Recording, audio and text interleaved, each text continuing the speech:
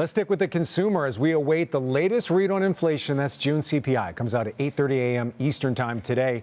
It's expected to show that core CPI inflation, excluding food and energy prices, is going to be unchanged month to month at 3.4%. So if that CPI read, if it's in line, that would be 2 months of inflation coming in at its lowest level since April of 2021. It would also be a sharp decline from its post-pandemic peak of 9% in June of 2022. But some areas, they remain elevated that directly impact consumers and consumer demand for businesses, including electricity. Those prices increased 6% year over year, according to the last read, while housing costs have risen by 5%.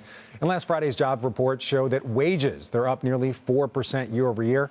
Joining me now to discuss what his business is seeing is Elias Sabo, partner and CEO of Compass Diversified, a holding company for consumer and industrial brands. Some of its current holdings, you know them. That includes Sterno, the manufacturer of those portable food warming systems, Ergo Baby, a designer of strollers and other baby stuff, and Primaloft, an outerwear brand.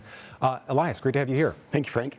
So let's just talk about inflation in general. How does inflation impact your business and the fact that inflation has declined quite considerably from that post-pandemic peak? Yeah, so, when we have a lot of inflationary pressures, we're obviously pushing that through to our customers. And, I would say in the last 2 years, what we've seen is the battle with our customers is get product. There's a lot of shortages that were out there. And can you try to, hold off on your price increases? And, it's really been interesting lately. I came out of the Q1 board meetings with all 10 of our CEOs. And for the first time, I heard something that was much more like pre-2020, which was we are now fending off price reduction requests from our customers or figuring out how we now transition to going back to our suppliers using the strength of the dollar, the weakness in commodities to really push down on our costs coming through. So, we've had a lot of inflation over the last couple of years. It feels like somehow there's been a market change starting in 24 where we moved back into that disinflationary type feel that we had pre-2021. All right, I want to go back to your Q1. According to your Q1 numbers, I thought this was fascinating.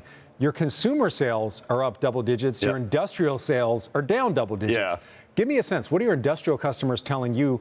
Are they pushing back on prices? Yeah, so two things really happened in the first quarter. The first thing that happened is a lot of our input prices in our industrial business that we pass through to our customers, and think of it almost as a toll. As those prices came off, of course, we were going to pass those through. Those are contractual in a lot of cases so that we can maintain our margin. So as commodity prices came down, units were staying much stronger than where our revenue was, and we were able to hold dollar margin per unit. That was in Q1. In Q2, what we've seen is a more aggressive, not only are you going to pass through the decreases on the commodity costs, but we're also expecting you to find productivity to give us price declines. And what I would say, Frank, is sort of really worried us. When I look at our industrial business, from orders coming in to sort of a run rate of where the business is, it took a sort of 5% downtick in run rate in Q2 over Q1 from what we're seeing. So by the way, when you say Q2, you're talking about the current quarter. The current what you're seeing right now. Yeah, so when we look at revenue production in the second quarter, we're seeing a downtick either based on new orders coming in, based on sales that we're generating, and gives us some pause that the economy is maybe slowing a little more than people think. Let's talk about the consumer side of your business. Consumers under quite a bit of pressure. I'm looking at energy prices up 4% year over year, food even up 2% year over year, car insurance up 20% year over year. When you're talking to the CEOs of your portfolio companies in the consumer space, what are they hearing from their customers? Yeah, so almost directly correlated to where your income level is. The lower income levels that are really struggling with these inflationary pressures on all basic necessities, right? Shelter costs, food, insurance.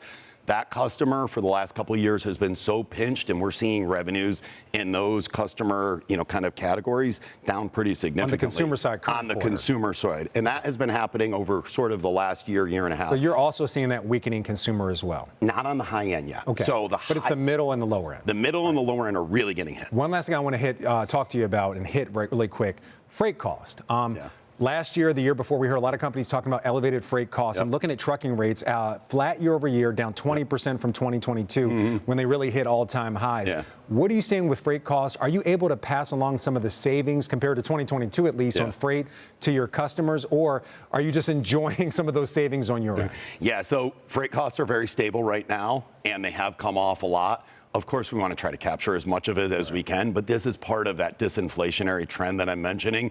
Our customers know that these costs are coming off, so as much as we want to protect them, they're coming after them. And so we are seeing those, costs be pushed through and, lower costs for our customers. Elias Sabo, thank you for this real-time look at the impact on inflation on businesses and both consumers. Great to have you here. Thank you, Frank. All right.